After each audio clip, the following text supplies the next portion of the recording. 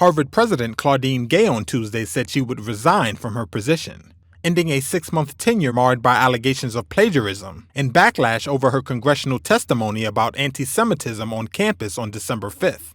And Dr. Gay, at Harvard, does calling for the genocide of Jews violate Harvard's rules of bullying and harassment, yes or no? It can be, depending on the context. At the testimony, Gay and other university presidents were criticized for failing to definitively say that calls for the genocide of Jews constituted bullying and harassment on campus. Gay, the first black president in Harvard's 388-year history, had come under pressure to resign from Harvard's Jewish community and some members of Congress over her comments, while also facing several allegations of plagiarism for her academic work in recent months.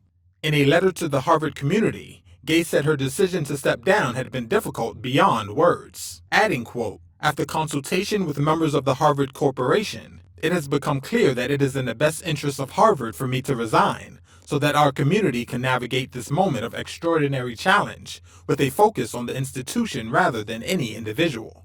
The Harvard Corporation, the university's 11-member governing body, said in an email to the community that its members had accepted Gay's resignation with sorrow, and that the school's provost and chief academic officer, Alan Garber, would take over as interim president.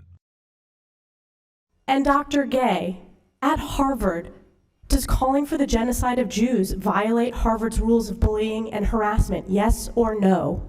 It can be, depending on the context. What's the context? Targeted as an individual, at an individual. It's targeted at Jewish students, Jewish individuals. Do you understand your testimony is dehumanizing them? Do you understand that dehumanization is part of antisemitism? I will ask you one more time. Does calling for the genocide of Jews violate Harvard's rules of bullying and harassment, yes or no? Anti-Semitic rhetoric. And is it anti-Semitic rhetoric?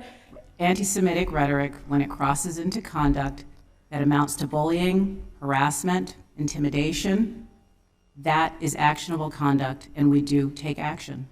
So the answer is yes, that calling for the genocide of Jews violates Harvard Code of Conduct, correct?